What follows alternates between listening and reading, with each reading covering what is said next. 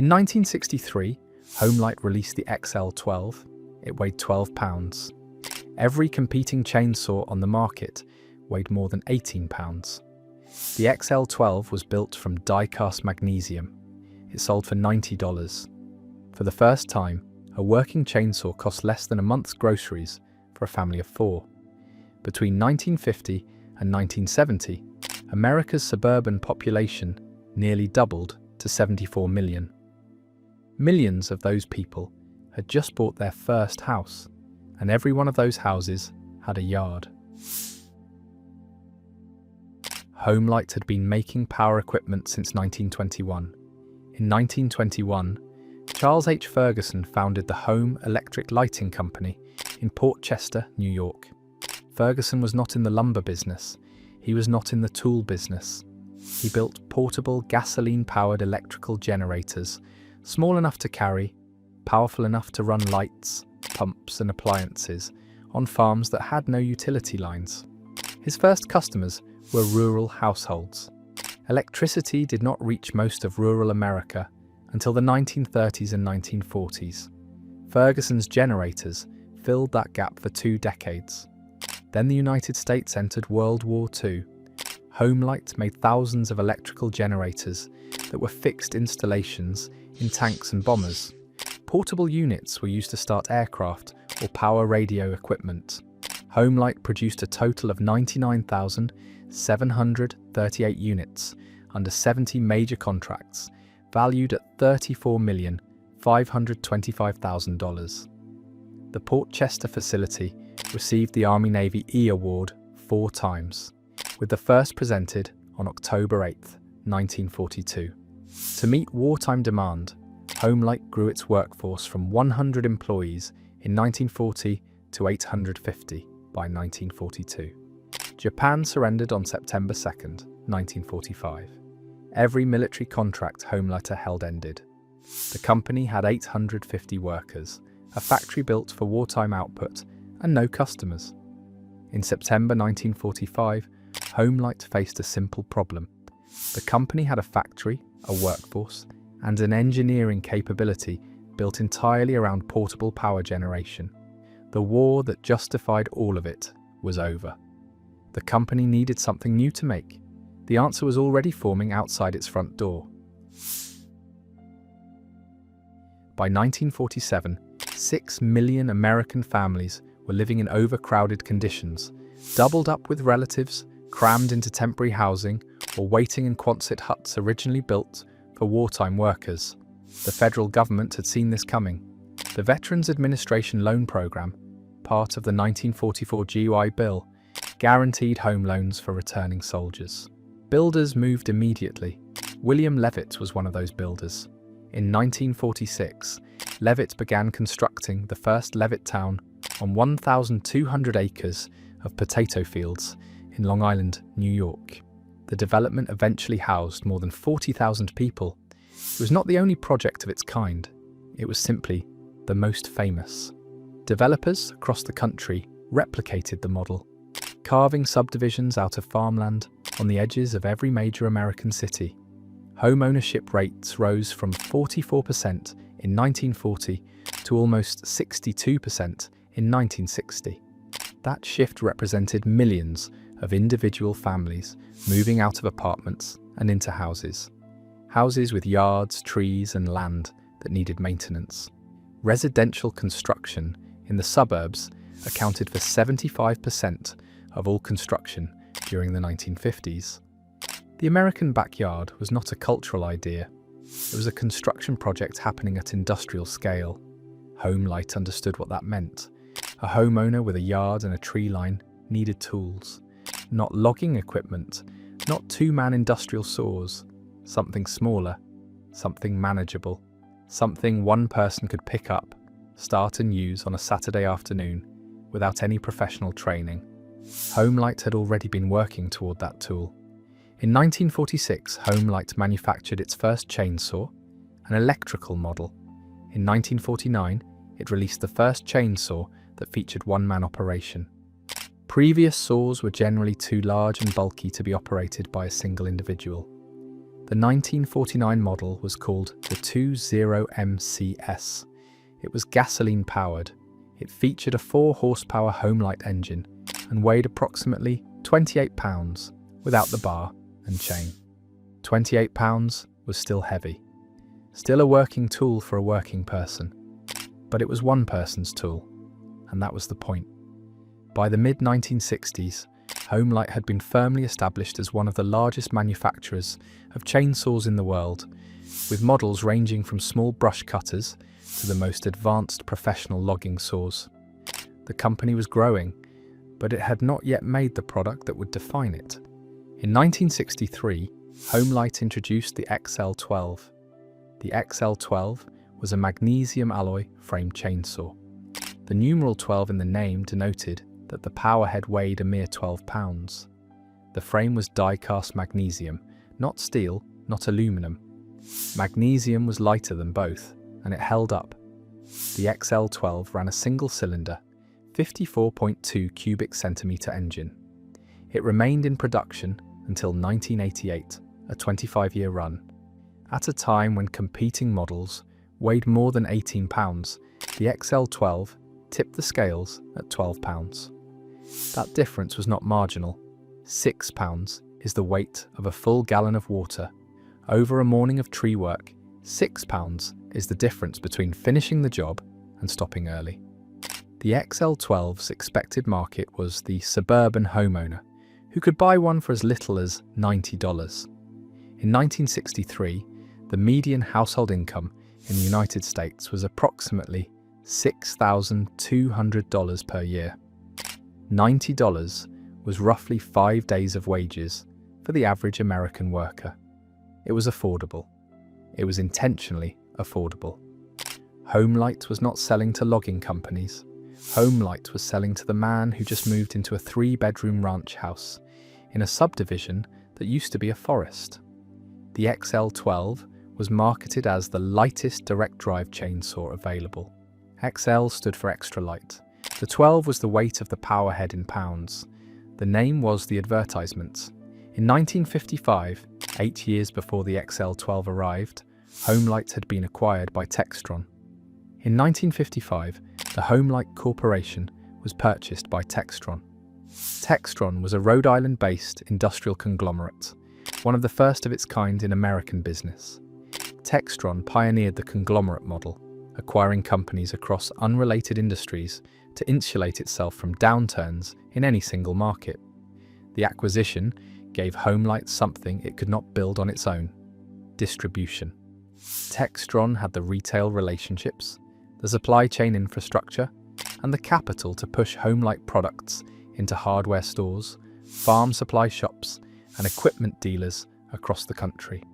Before 1955, Homelite sold through a limited network. After 1955, it sold everywhere. The XL12 moved through that network at scale. Through the 1960s and into the 1970s, Homelite expanded its product line deliberately. Each new model targeted a slightly different version of the same customer, the person who owned property and needed to maintain it. Beginning in the late 1970s, Homelite gradually expanded its power equipment line to include string trimmers, leaf blowers, push mowers, and hedge trimmers. By the mid-1970s, Homelite was not a chainsaw company that also made other things. It was a complete outdoor power equipment brand. A homeowner could outfit an entire garage with Homelite tools and never need another manufacturer. One of those tools stood above the rest. The Super EZ arrived in the 1970s as Homelite's clearest statement about who its customer was. The Super EZ was a compact, light-duty chainsaw with a 2.5 cubic inch engine, approximately 11 pounds in weight, and a standard 16-inch bar. It was designed for homeowner tasks like firewood cutting and light pruning. The series emphasized ease of use and affordability, incorporating features like automatic chain oiling.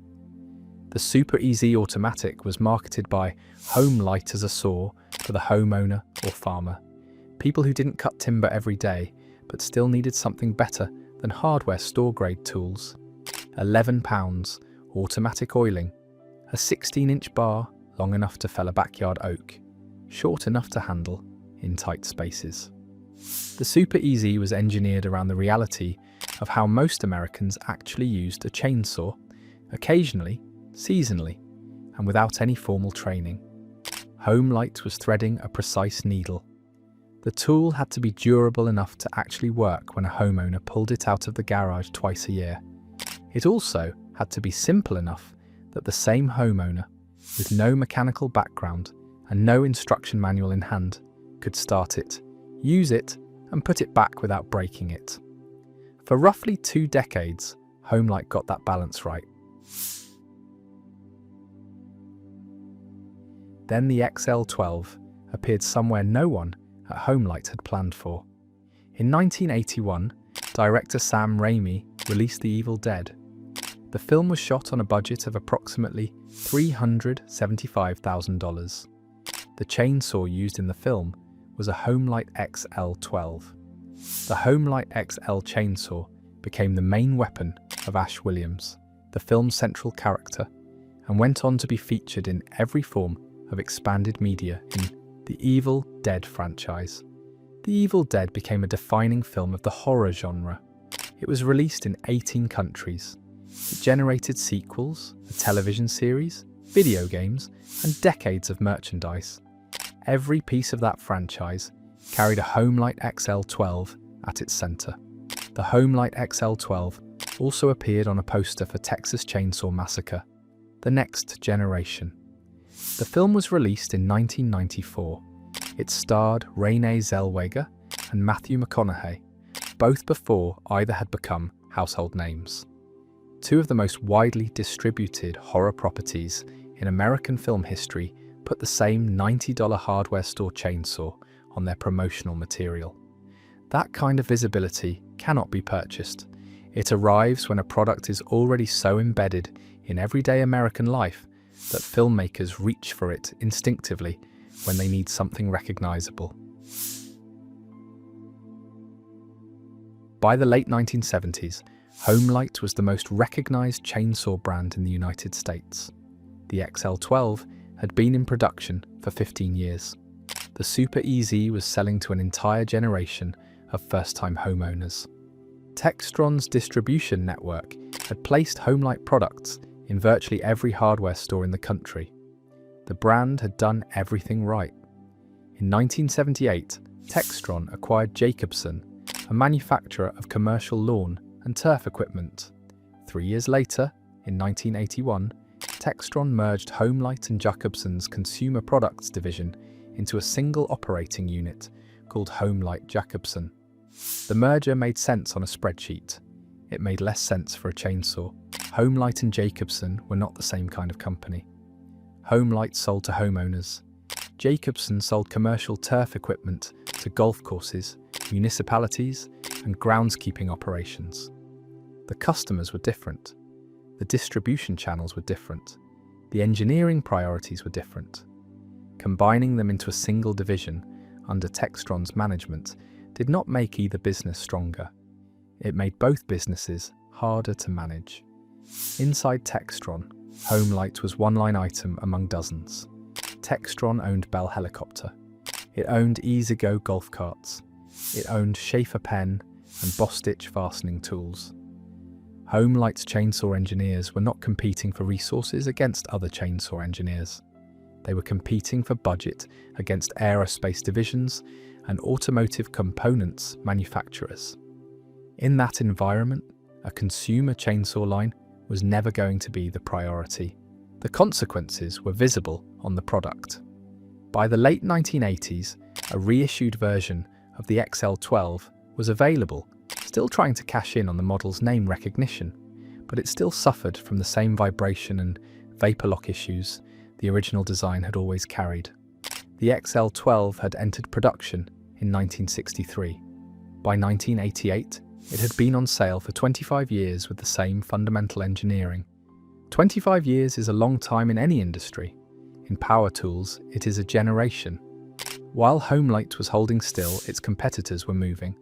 Stihl was founded in Germany in 1926. By 1971, Stihl produced the world's best-selling chainsaw brand. In 1974, the company opened its US manufacturing facility in Virginia Beach, Virginia, with 50 employees assembling approximately 12,000 saws per year. Style was not importing saws and hoping American buyers would find them. It had built a factory on American soil, specifically to compete in the American market. Style's saws were built for professionals. They included anti-vibration systems, chain brakes, and improved carburation, features that reduced fatigue, improved safety, and extended the life of the tool under heavy use. A professional logger or arborist who used a chainsaw every working day of the year could feel the difference immediately. Husqvarna was making the same moves from Sweden. By the late 1970s, both Stihl and Husqvarna had established themselves as the preferred brands for anyone who used a chainsaw professionally. The professional market did not disappear from Homelite overnight, it eroded. One dealer at a time, one purchasing decision at a time. Homelite's response was to go further into the consumer market, the direction it had already been heading since 1963. That was not a wrong decision on its own. The consumer market was real, it was large, and Homelite had built it. But going deeper into the consumer tier while letting the professional tier go meant the brand was narrowing. It was becoming the saw you bought when you did not know much about chainsaws. That reputation, once established, is difficult to reverse. In 1994, Textron made a decision. John Deere acquired the Homelite brand in 1994. Textron sold the consumer outdoor power equipment lines. The Jacobson commercial products remained with Textron. Textron kept the profitable commercial turf business and sold the consumer brand it had spent 39 years not investing in. John Deere was one of the most trusted names in American outdoor equipment. The company had been manufacturing farm machinery since 1837. Its green and yellow color scheme was recognized across every agricultural state in the country. On paper, a John Deere-owned Homelite looked like a rescue, a respected brand absorbing a struggling one, experienced management taking over a product line that had been neglected. The reality was more complicated. John Deere was a premium brand. Its tractors, combines, and riding mowers sat at the top of the market on price and quality. Homelite was a mid-market brand. Its entire identity was built around affordability. The $90 chainsaw, the tool anyone could buy. Placing a mid-market brand inside a premium company created a structural conflict that had no clean resolution. John Deere could not raise Homelite's prices without destroying what made the brand useful to its customers.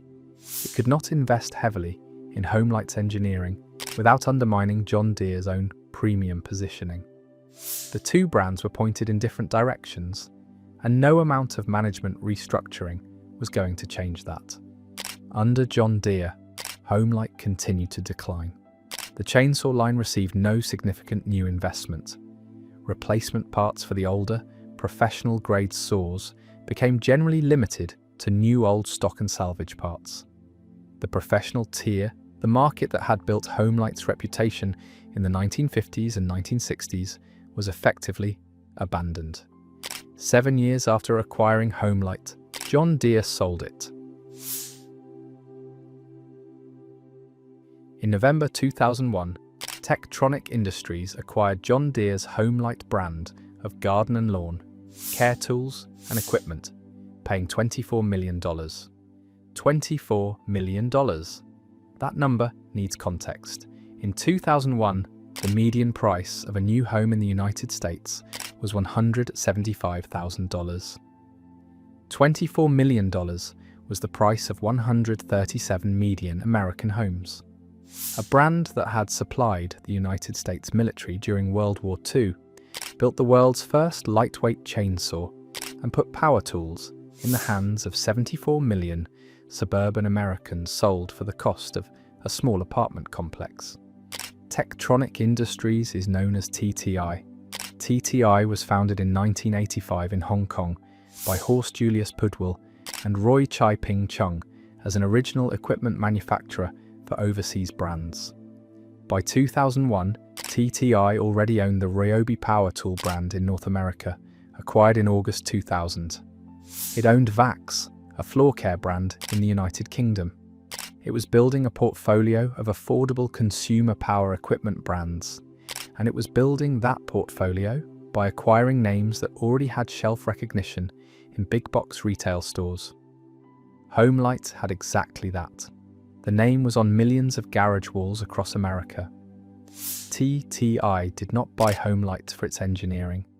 It bought Homelite for its name, and for the retail placement that name could command at Home Depot. To cut costs, TTI shifted Homelite's manufacturing to China. The result was a drop in quality. Consumers started to complain about the poor performance and reliability of Homelite chainsaws, which damaged the brand's reputation. The manufacturing move was not unusual for the industry. In 2001, many American tool brands were making the same shift. But for Homelite, the timing compounded a problem that already existed. The brand's reputation had been built on tools that lasted. The original XL12 ran for decades. The Super EZ was still starting in garages across the country, 30 years after it was made. When TTI-era Homelite tools began failing within 2 years of purchase, the contrast was not invisible. The people buying those tools were often the same people, or the children of the same people, who had grown up with the original Portchester-built machines. Most Chinese-made Homelites are junk by the time they reach a small engine shop, usually only about 2 years old. That assessment did not come from a competitor. It came from the repair shops that were supposed to keep the tools running. Under TTI's ownership since 2001, Homelite evolved into a budget-oriented brand focused on affordable, outdoor power equipment for everyday consumers, including cordless electric models, as of 2025. The Homelite name still exists. Walk into a Home Depot today and you will find it on electric chainsaws, corded trimmers, and battery-powered blowers. They are entry-level tools. They are priced for buyers who want the lowest number on the tag.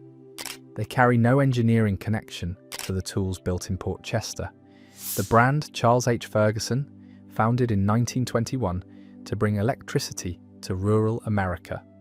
The company that built 99,738 military power units for B-17 bombers and M4 Sherman tanks. That engineered the world's first one-man chainsaw in 1949. That put the XL12 into 25 consecutive years of production. Now occupies the bottom shelf at a big box retailer between the extension cords and the work gloves. Homelite did not fail because it made bad products.